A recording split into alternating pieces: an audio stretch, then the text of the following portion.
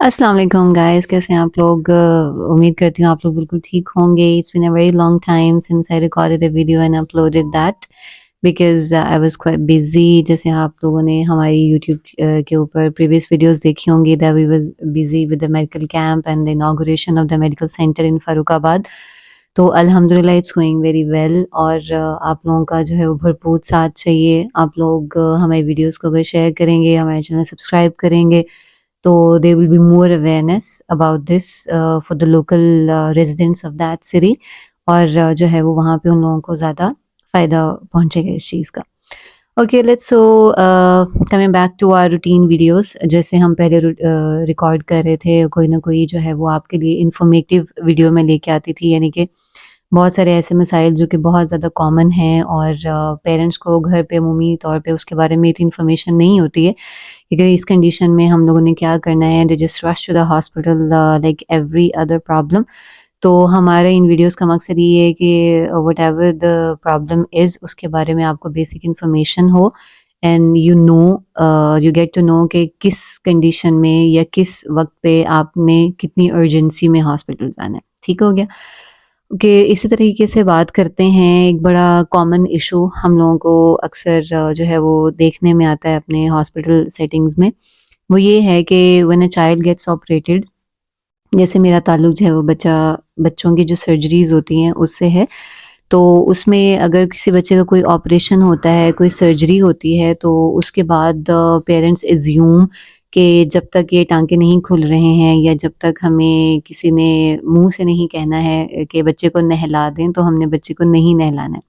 और ये सिर्फ जो है वो बच्चों में प्रॉब्लम नहीं है बच्चों के यानी कि सर्जरीज के बाद ही ये कॉमन ही होता है ये हमारा पॉपुलेशन का ये कॉमन कॉन्सेप्ट है अगर आप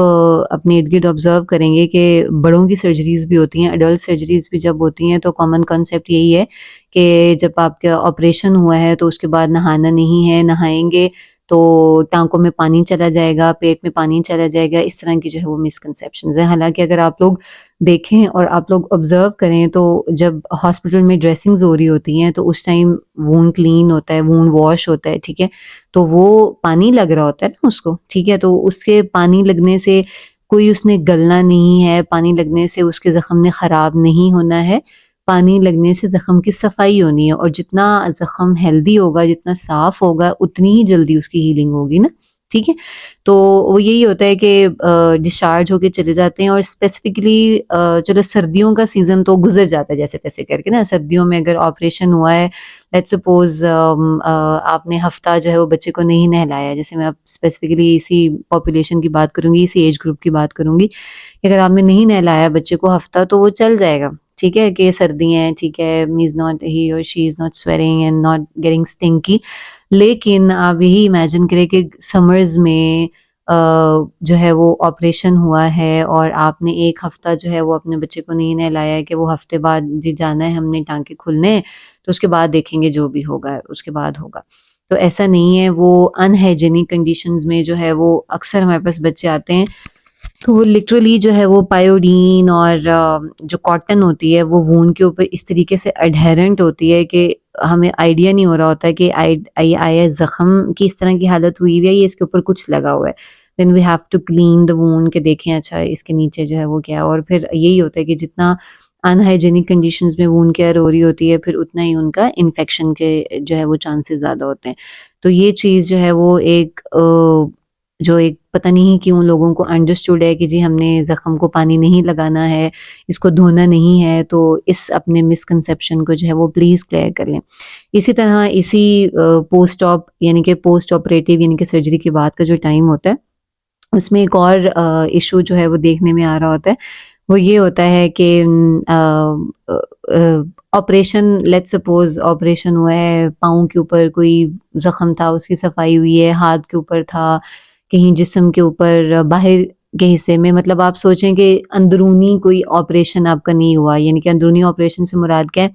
कि जिसमें आपकी आंत इन्वॉल्व हो या मैदा इन्वॉल्व हो या खुराक की नाली इन्वॉल्व हो। मतलब इस तरह की जो सर्जरीज़ होती हैं, ठीक है? उसमें होता है कि हम बच्चों का एक स्पेसिफ़िक डाइट प्लान उनको बता के भेजते हैं कि आपने जो है वो इतने दिन इसको जो है वो, बल्कि वो मोस्ट ऑफ द टाइम्स यही प्रैक्टिस होती है कि हॉस्पिटल में ही जब बच्चे की फुल फ़ीड एस्टेब्लिश हो जाए, यानी कि जो उसके रूटीन का खाना-पीना है, जब वो उसका रूटीन का खाना-पीना एस्टेब्लिश हो जाए, then we discharge the patient. But again patients assume, basically parents assume